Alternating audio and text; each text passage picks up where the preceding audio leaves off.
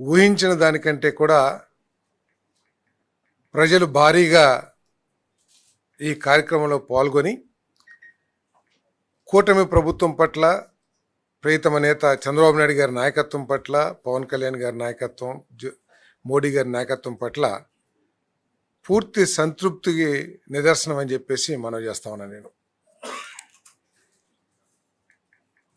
Meeting ప్లేస్లోనే కాకుండా దాదాపు 10 కిలోమీటర్లు, ఎందుకంటే నేను కొంచెం త్వరగా రావాల్సి వచ్చింది. బెంగళూరు చేరుకుంటానికి పడ్డ ఇబ్బంది ఏమిటో నేను స్వయంగా చూశాను.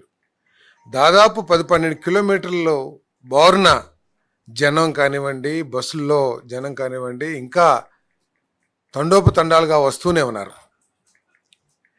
దాన్ని చూసి సహించలేని జగన్మోహన్ రెడ్డి గారు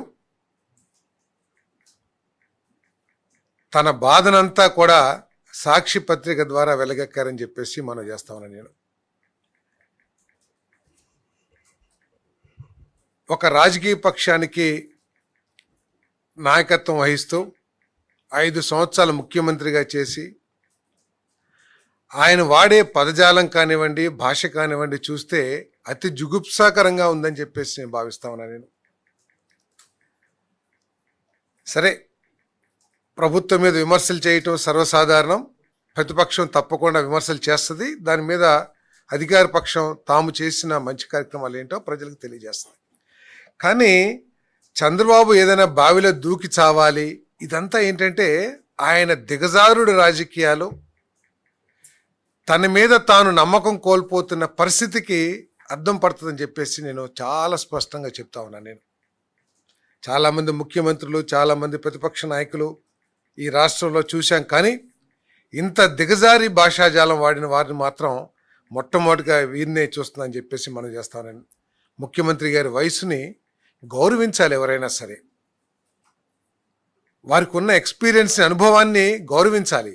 సరే, వారు చేస్తున్న తప్పులు కానివ్వండి, వారి విధానాల్లో లోపాలు ఏదైనా ఉంటే ఎత్తి చూపొచ్చు. కానీ హరిరామ హరే కృష్ణ అంటే ఇంట్లో కూర్చోవాలి, లేకపోతే బావిలో దూకి చావాలి అని చెప్పటం ఇంతకంటే నీచం ఉండదని చెప్పేసి నేను భావిస్తాను. మరి వారు ఈ సంవత్సరంలో ప్రభుత్వం ఏమీ చేయలేదు, సూపర్ 6లో అసలు ఏమీ చేయలేదు అన్నట్టు మాట్లాడుతూ ఉన్నారు.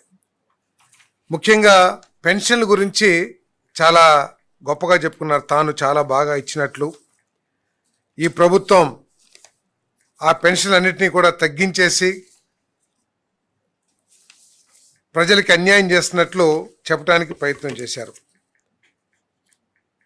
నేను జగన్మోహన్ రెడ్డి గారిని ఒకటినే ప్రశ్నిస్తున్నాను. నేను ప్రభుత్వం తరపున ఒకటి మాత్రం నేను చాలా స్పష్టంగా చెప్పగలను. ఎక్కడా కూడా మేము పెన్షన్లు తొలగించలేదు. గతంలో ఇవ్వబడ్డ పెన్షన్లు ఏదైతే ఉన్నాయో వాటిలో ఒక్క పెన్షన్ కూడా తొలగించలేదని చెప్పేసి నేను మనవి చేస్తా ఉన్నాను. నేను మీరు చాలా గొప్పగా చెప్పుకుంటున్నారు, మేము చాలా పెన్షన్లు బాగా ఇచ్చామని చెప్పేసి. మీరు మొట్టమొదటి సంవత్సరంలో కేవలం 1300-1200 కోట్లు, 1400 కోట్ల రూపాయల వరకు పెన్షన్లు ఇస్తే మాసానికి, ఈ ప్రభుత్వం నెలకి 2746 కోట్ల రూపాయల పెన్షన్లు ఇస్తున్న విషయం జగన్మోహన్ రెడ్డి గారు మీ కళ్ళకి కనబడతలేదా, లేకపోతే మీకు సమాచారం రావట్లేదని అడుగుతున్నాను నేను.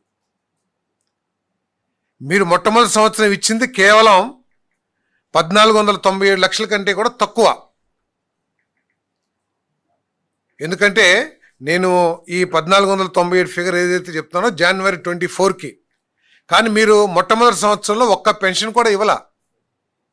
గతంలో ఏదైతే పెన్షన్లు ఇస్తా ఉన్నారో అవే కొనసాగించారు. 2250 కాడికి లెక్కడితే అది 1400 కోట్ల కంటే కూడా చాలా తక్కువ ఉంటుంది. కానీ మేము 2746 కోట్లు వచ్చిన రోజు నుంచి ఇచ్చాం. మేము దయచేసి అర్థం చేసుకోమని చెప్పేసి మనం చేస్తాం. ఏదైనా సరే ఫిగర్ తగ్గుంటే అది సహజ మరణాలు ఏదైతే ఉంటాయో, వృద్ధులు కానివ్వండి, అనారోగ్యంతో కానివ్వండి చనిపోతారో అవి తగ్గినాయి తప్పితే, అదే మీ ప్రభుత్వం అయితే చనిపోయిన వాళ్ళకు కూడా ఇచ్చేసి ఏదో ఒక లెక్కలో రాసుకుని ఏమైనా తీసుకునే వాళ్ళేమో, కానీ చనిపోయిన వాళ్ళు మాత్రమే తగ్గిందనే విషయాన్ని దయచేసి గుర్తించాలని చెప్పేసి మనం చేస్తాను. పోరు ఈ ప్రభుత్వం పెన్షన్లు ఇవ్వలేదని చెప్తున్నారు. మీరు కూడా మొట్టమొదటి సంవత్సరం ఎన్ని పెన్షన్లు ఇచ్చారో చర్చకి వస్తే మేము సిద్ధంగా ఉన్నామని చెప్పేసి మనం చేస్తామండి. మేము మొట్టమొదటి సంవత్సరంలోనే ఎవరైతే వితంతువులు ఉంటారో, భర్తను కోల్పోయి పెన్షన్ పొందుతూ భర్తను కోల్పోయిన వాళ్ళు ఎవరైతే ఉంటారో వాళ్ళకి వెంటనే పెన్షన్ ఇచ్చే కార్యక్రమం చేస్తున్నాం. దాదాపు 1,20,000 మందికి అటువంటి పెన్షన్లు కూడా ఇవ్వటం జరిగిందని చెప్పేసి నేను ఈ సందర్భంగా మనవి చేస్తా ఉన్నాను.